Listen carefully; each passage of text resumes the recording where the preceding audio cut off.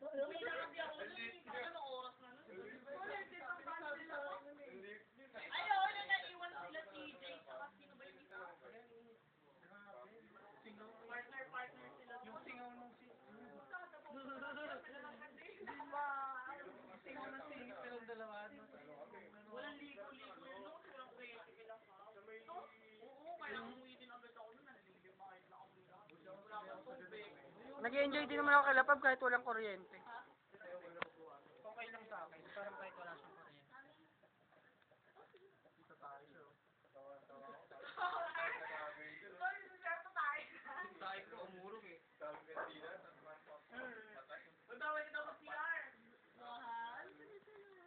Ilan yan yung ninja ni Lola? Di ba pinilang sa atin yun? Talagang Tama binilang di ba?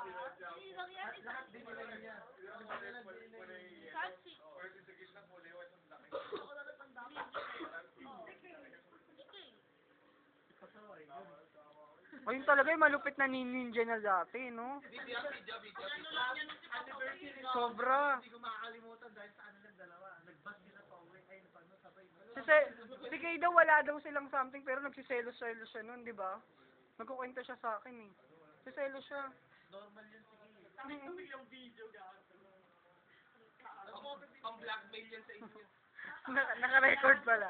Nag-uusapan niya si Lloyd, naka-record ko. Hindi ako takot. Di ba si Lloyd nagsogo sila na? Di ba si Lloyd malaki mata nun? Sino yung nakasama niyo sa Sogo nun?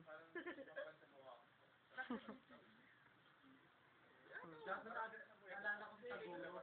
Naalala ko si JP bigla. Member ko ba yun? Si Jepe? Oo, nag-GM naman siya. Kasi iba number mo eh. Hindi, nagpa-delete. Bakit? Ewan ko. Kasi nung gusto kong GM ka ng Bifate, ito-text ka pala ganun. Super. GJP.